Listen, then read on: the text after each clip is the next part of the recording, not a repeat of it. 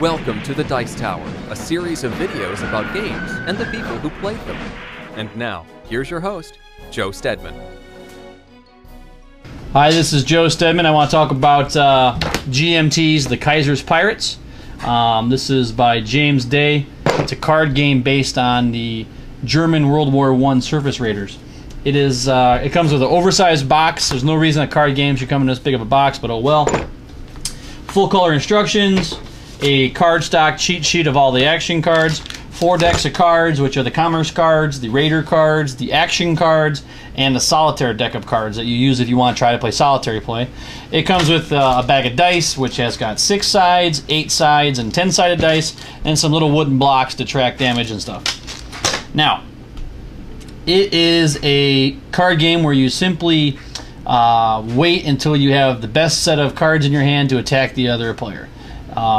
It's long. It's 3 rounds. The rounds are based on this big, huge action deck where you can only draw 1 card per turn. You can remove cards from the action deck to make each round shorter, but it's still very long. And you play the Germans and the British, so it's up to 4 players, so you get to play both players. If you zoom down in here and look at the cards, alright, now if you look at the cards here, you'll see a couple neat things. Well, this is the British ship. This is the victory point for the card. The name of the ship, a lot of other fluff, how big the ship and all that stuff was, doesn't matter. Really, the only historical aspect of the whole game is the pictures and the fluff. Now, a neat aspect is they put these coins down here, and it tells you what dice you roll according to what's going on. So, like, this has got a green dice for defense, a white dice for challenge, a green dice for respond. We're in this German ship here. You know, it's got the little pirate flag up here, so you know that it's a raider.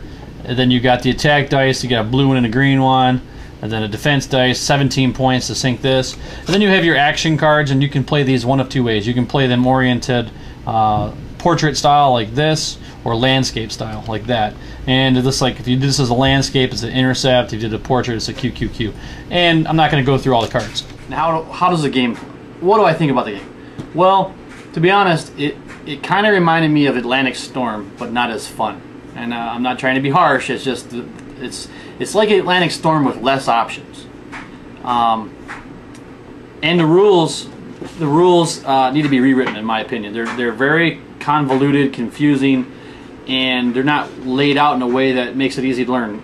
It took my wife and I think, longer to learn to play this game than it did for some of the actual war games we owned. And this is a card game, just because the rules are not laid out in an easy to understand way.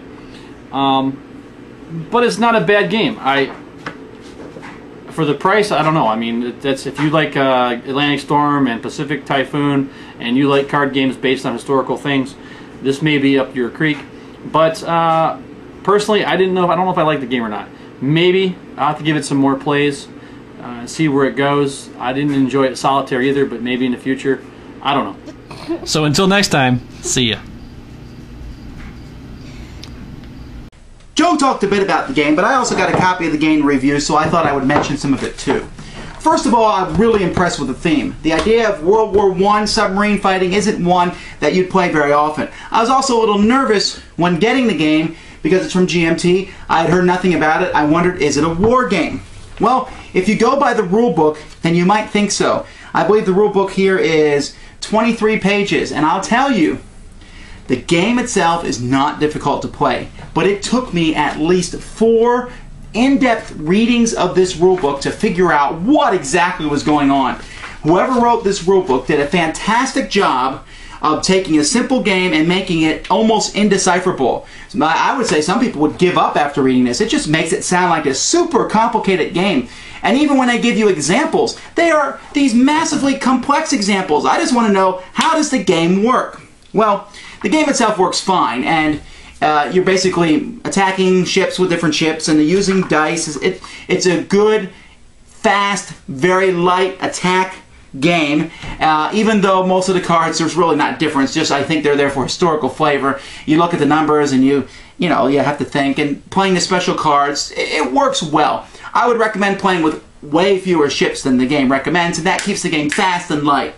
The solitaire version of the game is pretty interesting. I'm not a huge fan of solitaire ones, but this one's difficult and fun, and something that, again, that I would recommend. So I will recommend the game overall, but please, someone needs to write a very short rule summary of this and put this online so that people can skip this rule book, because it just makes the game look more complicated than it appears. It's not. Simple, light, fast, fun.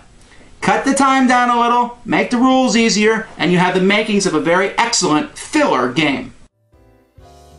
Thanks for joining us today. For more written, audio, and video reviews, as well as the #1 board game podcast, check out the website at www.thedicetower.com. Until then, this is Eric Summerer, and you've been watching The Dice Tower.